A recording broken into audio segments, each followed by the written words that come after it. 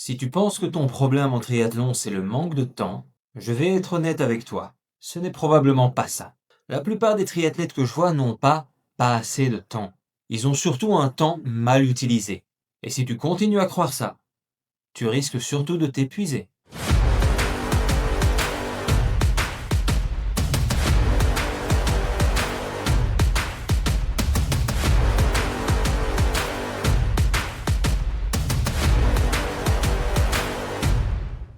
Salut, moi c'est Jonathan, je suis coach en triathlon spécialisé en longue distance et j'aide des triathlètes amateurs tels que toi à bien débuter et à performer sur la distance de l'Ironman 70.3.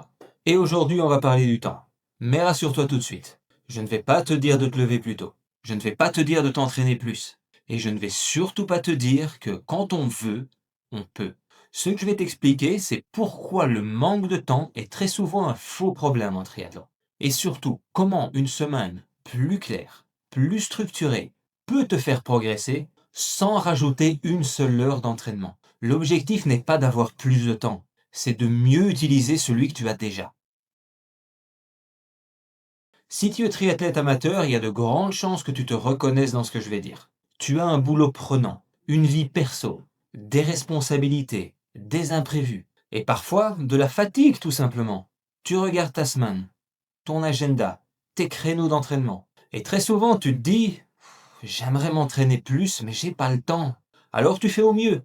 Tu t'entraînes quand tu peux. Tu déplaces des séances au dernier moment. Tu ajustes en permanence. Tu compenses quand tu as raté une séance.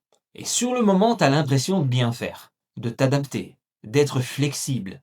Mais à la fin de la semaine, il se passe souvent la même chose. Tu as cette sensation étrange. Tu te dis, j'ai fait des choses, j'ai bougé, j'ai transpiré, mais sans vraiment savoir si tu avances. Si ce que tu as fait avait un sens, si ça t'a rapproché de ton objectif. Et quand au bout de quelques semaines, tu stagnes, ou tu te sens plus fatigué qu'avant, tu conclus presque toujours la même chose. C'est normal, j'ai pas assez de temps.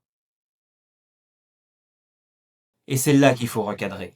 Parce que le vrai problème, ça n'est pas que tu n'as que 6 ou 7 heures par semaine pour t'entraîner. En réalité, avec 6 ou 7 heures par semaine, tu peux déjà faire beaucoup de choses. Le problème, c'est que ces heures-là, elles sont dispersées. Dispersées dans trop de séances différentes. Trop d'objectifs en même temps. Trop de micro-ajustements. Trop de décisions à prendre semaine après semaine. Et tout ça, ça fatigue. Pas physiquement, mais mentalement. Parce que chaque séance devient une question. Je fais quoi aujourd'hui? Je la place où celle-là? Je rattrape ou je laisse tomber? Chaque semaine devient un puzzle, un truc à résoudre en permanence. Et au final, au lieu de t'entraîner vraiment, tu passes ton temps à gérer ton entraînement. Et retiens bien ça, ce qui te fatigue le plus, ça n'est pas l'entraînement, c'est l'absence de structure. Si tu veux justement enlever cette sensation de dispersion et clarifier ta semaine, j'ai créé un plan de 4 semaines qui t'aide à remettre un cadre simple et lisible. C'est volontairement simple justement pour t'enlever de la charge mentale. Et tu le trouves dans le premier lien en description de cette vidéo. Maintenant, je vais te donner 3 signes très clairs que ton problème n'est pas le temps, mais l'organisation. Et si tu te reconnais dans un ou deux de ces signes, c'est déjà une très bonne chose, parce que ça veut dire que tu sais où agir. Signe numéro 1, tu t'entraînes souvent. Tu fais plein de séances différentes. Sur Strava, ça a l'air sérieux. Il y a de l'activité. Mais si je te demande, c'est quoi le but de ta semaine? Qu'est-ce que tu essayes vraiment de travailler? Eh bien, tu hésites. Parce que tes séances s'enchaînent sans vraie hiérarchie. Tout est important. Tout semble prioritaire. Et quand tout est important, plus rien ne l'est vraiment. Signe numéro 2. Une semaine à 5 séances et la suivante à 8. Un jour off prévu qui saute parce que finalement, ouais, ça passe. Des séances déplacées au dernier moment. Des ajustements permanents. Et le problème, ça n'est pas la flexibilité. Le problème, c'est que ton corps n'a jamais le temps de comprendre ce que tu veux lui faire assimiler. La progression aime la stabilité. Elle aime les repères. Elle n'aime pas l'improvisation constante. Troisième signe, et celui-là est souvent invisible. Tu ajustes le matin, tu ajustes le soir, tu ajustes selon la fatigue, selon la météo, selon le boulot. Et tu te dis, je m'adapte, c'est bien.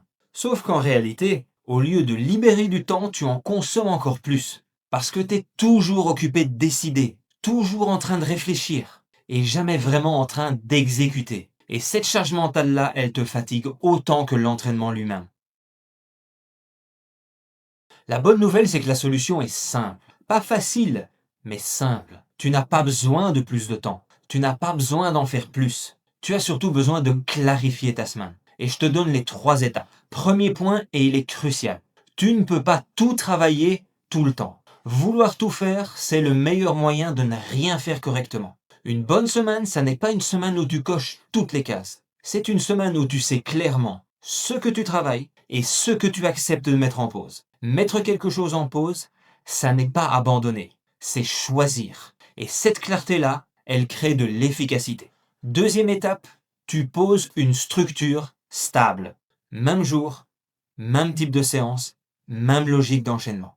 Mais pas pour être rigide, pas pour te transformer en robot, mais pour enlever de la charge mentale. Parce que quand ta semaine est stable, tu ne passes plus ton temps à te demander « Bon, je fais quoi aujourd'hui ?» Tu exécutes. Et toute l'énergie que tu ne mets plus dans les décisions, tu peux la mettre dans l'entraînement. Troisième étape, et c'est là que tout s'aligne.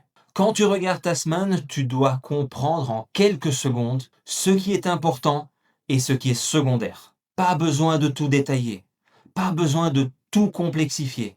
Et c'est là que le paradoxe apparaît.